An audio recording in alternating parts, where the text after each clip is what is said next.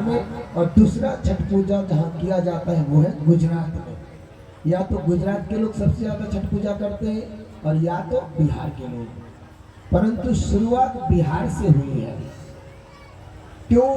सांब जो था, सांब मिथिला के तरफ आकर के राज्य संचालन करता था, और सबसे पहले जो सूर्य पूजा किया था सांब से भी पहले, भगवान श्री कृष्ण से पहले भी जिन्होंने सूर्य पूजा किया था, छठ पूजा किया था, दोनों ने पूजा किया था, वो है भगवान राम और सीता मैया सुल्तानगंज के घाट पर। जब राम जी रावण को मार करके आए थे तो माता सीता को थोड़ा मन में संकोच हुआ कि रावण तो ब्राह्मण है, तो ब्रह्म हत्या का पाप तो इनको लग ही गया, तो उस पाप से मुक्त करने के लिए और सूर्य भगवान हमारे पूर्वज नाराज ना हो, इसलिए उनका पूजन अर्चन करना आवश्यक है। तब जो है माता सीता ने इस सुल्तानगंज के घाट पर सूर्य भगवान की बहुत विधिवत भाव से पूजा किया। ये पूजा किया था त्रेता युग में। उसके बाद द्वापर युग में भगवान श्री कृष्ण आए तो सूर्य पूजा का विधि विधान और विस्तार से कर दिया, और तब से वही विधि विधान अब तक चल रहा है। ये आपने बहुत ही संक्षेप में ये छठ पूजा और सूर्य सप्तमी व्रत के बारे में जान लिया। अब ये 500 का नोट तो मेरे कोई काम का है नहीं, जिन्होंने दिया था वो वापस ले जाओ, और नहीं लेना तो यहाँ रखा है। मेरे को तो काम करना था, काम में आया नहीं तो मैं क्या करूँगा। अब रही बात ध्रुव जी की, तो राजा उत्तानपाद, ध्यान देना, राजा उत्तानपाद की 2 पत्नी थी जिनका नाम था, एक का सुनीति, ये बड़ी पत्नी थी, बड़ी रानी, और छोटी रानी का नाम था सुरुचि। ध्यान देना, सुंदर नीति जिनकी हो वो सुनीति, और अपने रुचि के अनुसार, स्वरुचि के अनुसार मनमाना ढंग से जो चले उसका नाम है सुरुचि। तो सुनीति के एक पुत्र था जिनका नाम था ध्रुव। तो बालक ध्रुव बड़ा दिखने में सुंदर और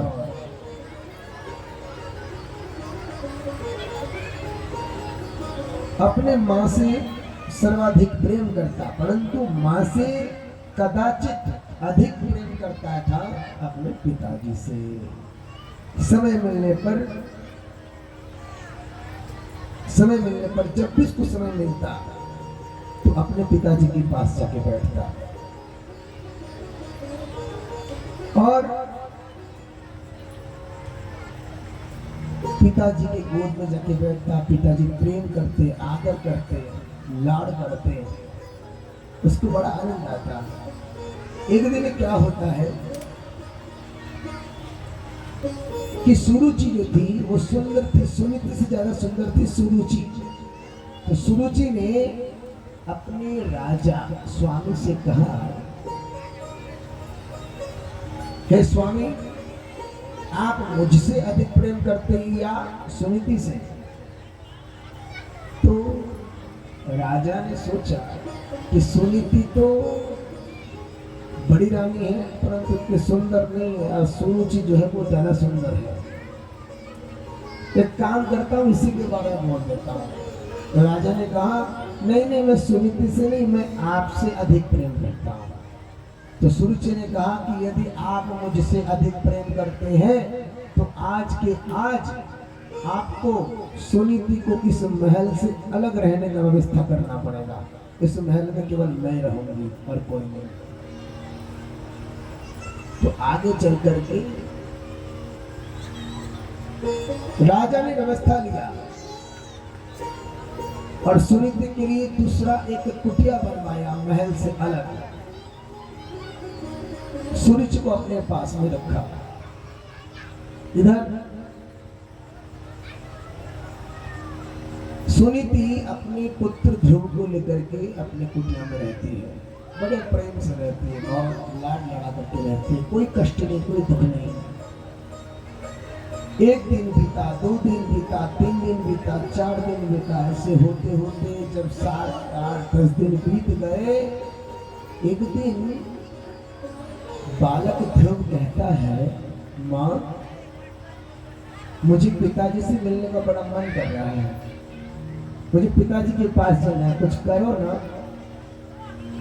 तो माता सुनीति मन ही मन सोचती है कि हमको तो वहां से निकाल दिया गया, अब हम इसको भेजे तो भेजे कैसे।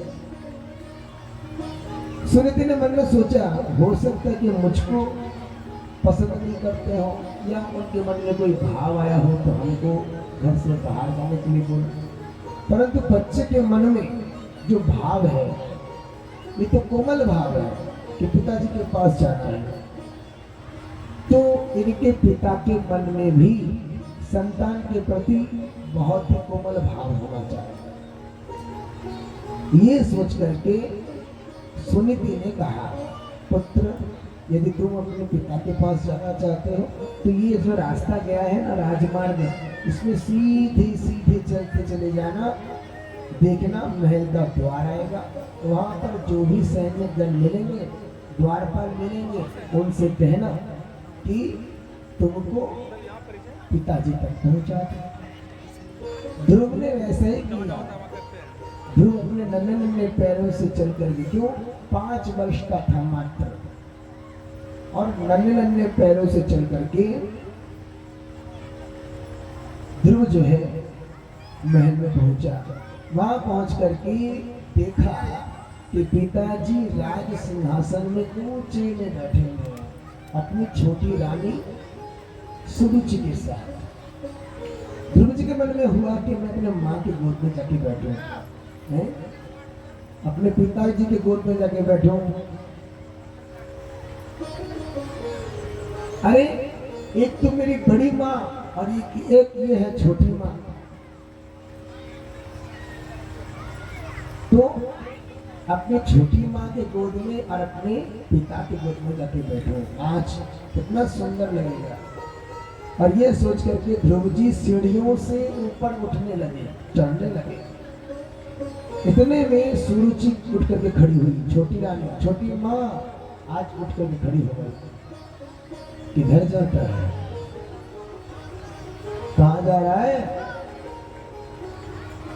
ध्रुव ने कहा, मुझे अपने पिताजी के गोद में बैठना है। सुरुचि ने कहा, इस गोद को इस जन्म में भूल जाओ, अगर तुमको इस गोद में बैठना है तो मेरे कोख से जन्म लेना, उसके बाद इस गोद में बैठने का सोचना, निकल जाओ यहां से। ध्रुव जी को जब इस प्रकार कहा तो ध्रुव जी के मन में थोड़ा कष्ट हुआ। वो सोचे कि शायद ऐसे ही बोल रहे हो। एक कदम और बढ़ाया सीढ़ी की तरफ। इधर सुरुचि ने क्या किया, सुरुचि माने हाथ को पकड़ करके हिला दिया, सुनता नहीं क्या, इतना बोलना था कि ध्रुव जी कांप गए और होठ फड़फड़ाते हुए कांपते हुए नीचे की तरफ उतरने लगे। राजा उत्तानपाद की हिम्मत नहीं है अपनी सुंदरी रानी के सामने उठ करके अपने पुत्र को रोक ले। आज उत्तानपाद के आंखों से भी आंसू आ रहे, परंतु एक कदम भी आगे नहीं बढ़ा पा रहे। क्यों? क्योंकि अपने छोटी रानी के मोह में फंस गए थे। और ध्रुव जी वहीं से रोते बिलखते हुए अपने मां के पास वापस आए। अपने बालक ध्रुव को रोते देख करके सुनीति को अच्छा नहीं लगा, पूछ लिया, ध्रुव क्या बात है बेटा, क्यों रो रहे हो? जब पूछा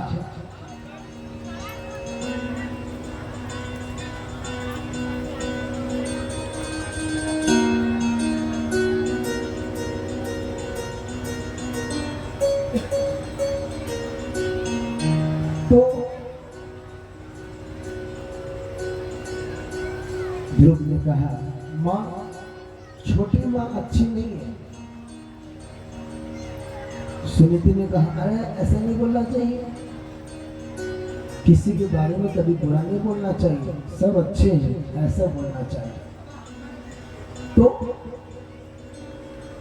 ध्रुव बार बार कहने लगा नहीं मां नहीं नहीं मां नहीं, हमको पिताजी गोद में बैठने के लिए नहीं दिया।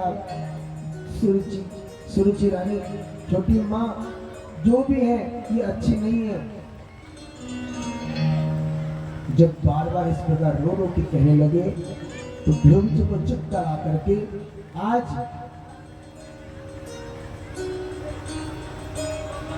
सुनीति ने समझाया पुत्र तुम्हें पिताजी गोद में बैठना है। ध्रुव ने कहा हाँ माँ हाँ। तो सुनीति माता ने ध्रुव जी को समझाया कि देखो यदि तुम अपने पिताजी के गोद में बैठना ही चाहते हो तो तुम अपने भगवान से प्रार्थना करो, वो ही तुमको उनकी गोद में बैठने का व्यवस्था कर देंगे, परंतु उसके लिए तुमको कुछ दिन रुकना पड़ेगा। माँ ने बहुत समझाया परंतु ध्रुव जी सोचे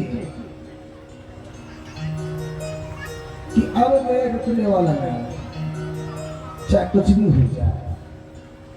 माँ ने कहा है कि किसी प्रकार से हो भगवान यदि प्रसन्न हो जाए तो कृपा करने पर पिताजी गोद में बैठने को मिल जाएगा। तो क्या किया जाए? तो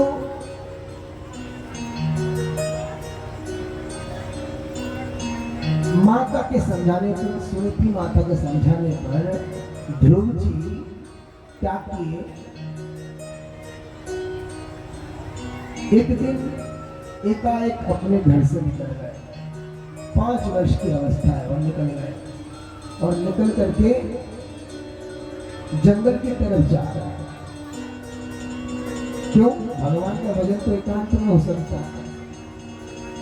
तो जंगल की तरफ जा रहे हैं, इतने में भगवान श्री नारायण हरि को ये ज्ञात हो गया कि मेरा भक्त अब तपस्या के लिए निकला है। और यह जान करके नारद जी को भेजा, एक काम करो नारद, पहले उसका परीक्षा लेना, उसके बाद उसको मेरा दिव्य मंत्र देना, तभी तो मैं उसको दर्शन दूंगा।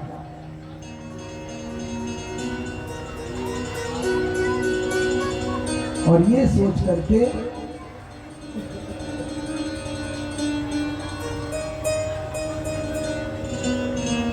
ध्रुव जी तो चल रहे जंगल में बिना डरे बिना भय के, और इधर नारद जी आ गए मार्ग में और आकर के कहने लगे अरे बालक तुम कहाँ जा रहे हो?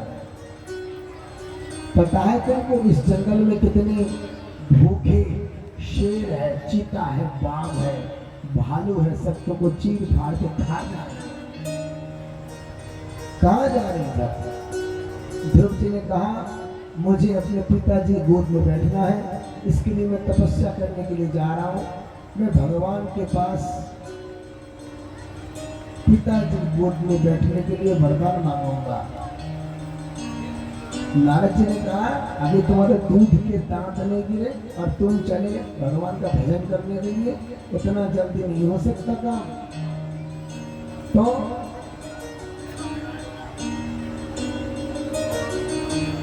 जानते हो अगर इस जंगल में जाओगे कितने बाघ आएंगे, चीता आएंगे, शेर आएंगे, कब सब कुछ तुमको खा जाएंगे। ध्रुव जी बोले चाहे कुछ भी हो जाए मैं भगवान का भजन करने के लिए, तपस्या करने के लिए अवश्य जाऊंगा। जब बहुत प्रकार से नारद जी के द्वारा पूछने पर भी ध्रुव जी नहीं माने और चलने के लिए तैयार हो गए, तब नारद जी को विश्वास हो गया कि नहीं नहीं इसका मन भगवान के चरणों में पूर्ण रूप से है। तब जाकर नारद जी ने ध्रुव जी को 12 अक्षर रूपी मंत्र दिया ओम नमो भगवते वासुदेवाय। और एक बात ध्यान रखना, कभी भी किसी मंत्र का कीर्तन नहीं करना चाहिए, चाहे वो वृंदावन के व्यास हो या अयोध्या के व्यास हो, कभी भी किसी मंत्र का कीर्तन नहीं करना चाहिए। और जैसे कि गायत्री मंत्र हो या महामृत्युंजय मंत्र हो या ओम नमो भगवते वासुदेवाय हो, चाहे कोई भी हो, इन सब का मंत्र का कीर्तन नहीं करना चाहिए। कई व्यास लोग हैं इस मंत्र का कीर्तन करते हैं, परंतु कीर्तन करना गलत है। मंत्र का कीर्तन करने से अपराध लगता है, पाप लगता है, इसलिए उनका जाप करना चाहिए। ओम भूर्भुवस्वः तत्सवितुर्वरेण्यं भर्गो देवस्य धीमहि धियो यो नः प्रचोदयात्। ओम। गायत्री मंत्र का जाप करें तो ऐसे करें। महामृत्युंजय ओम हम जम सह ओम भूर्भुवः स्वः ओम त्र्यंबकं यजामहे सुगंधिं पुष्टिवर्धनम् उर्वारुकमिव बन्धनान् मृत्योर्मुक्षीयमामृतात्। ओम सह भूवः भूः ओम सह जुं ओम ओम। ये है महामृत्युंजय मंत्र। इसको इस प्रकार जाप करने से ही इसका फल मिलता है। कई चीज दुनिया में ऐसे हैं जो कि उल्टा पलटा करके लोगों के सामने वितरण कर दिया गया, और उसके जाप करने से, कीर्तन करने से हम लोगों का नुकसान होता है, वो नहीं होना चाहिए। तो ध्रुव जी 12 अक्षर रूपी इस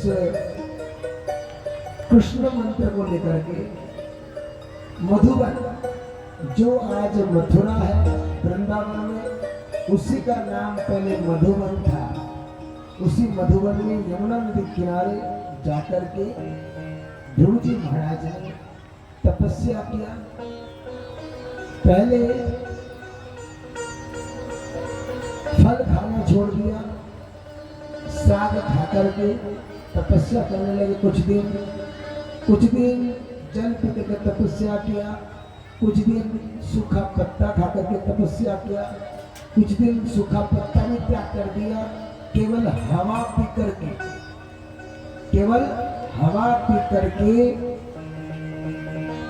12 अक्षर का जाप किया मंत्र का। ऐसे करते करते एक समय ऐसा आ गया, 6 महीने के अंतराल में उसने श्वास लेना भी छोड़ दिया, श्वास को रोक लिया, कंट्रोल कर लिया योग साधना के माध्यम से, और भगवान को याद कर रहा है, उनके मंत्र का जाप कर रहा है। ऐसी स्थिति जब आ गया, तब जो है इंद्र भगवान जितने भी देवता है उनको डर लगने लगा कि कौन सा ऐसा भक्त आ गया है, अब तो हमारा इंद्रासन हिलने लगा है, अब हमारे साथ पता नहीं क्या होने वाला है। इंद्र आदि देवता मिलकर के भगवान विष्णु के पास मिल गए, त्राहि मां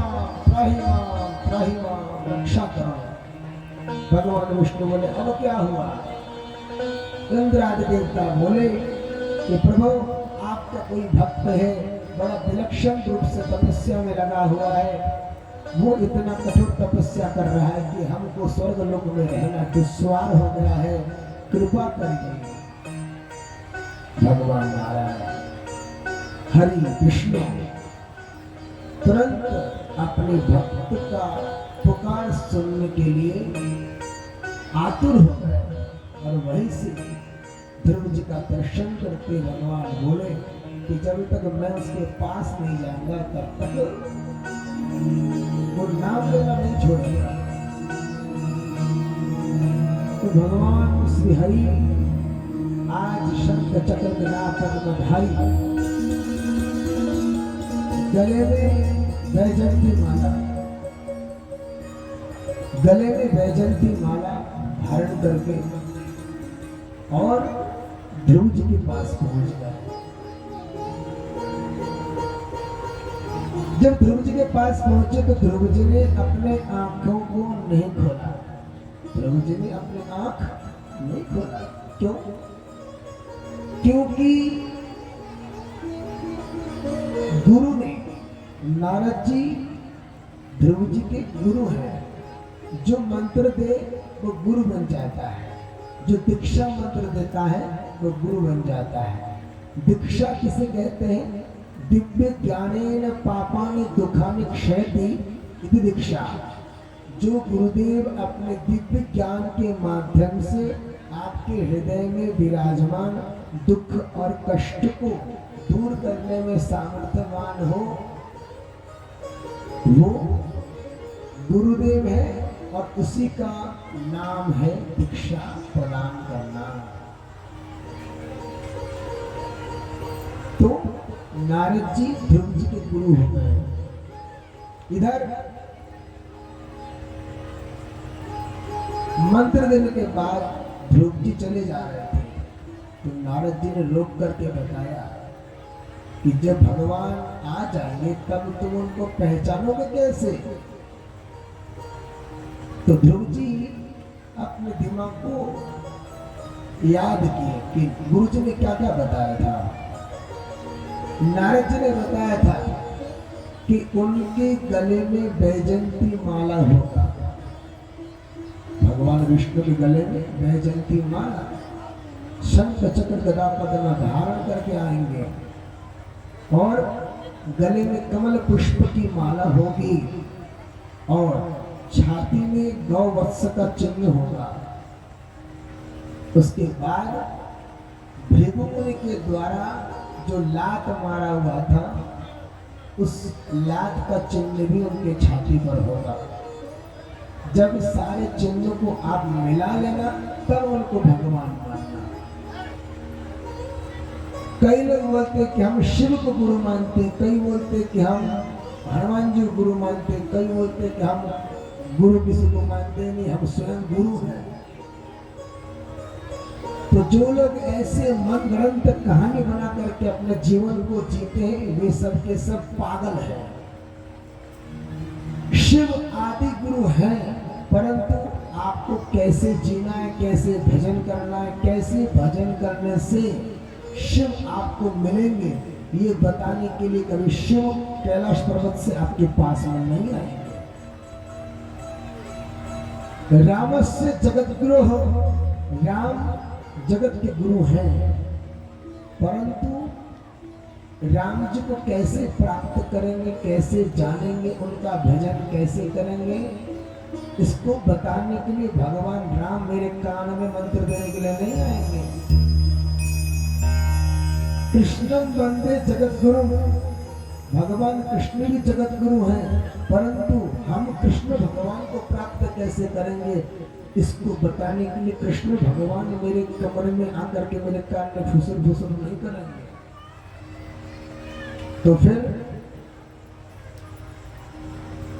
जय जय जय हनुमान गोसाई कृपा करहु गुरुदेव की नाई।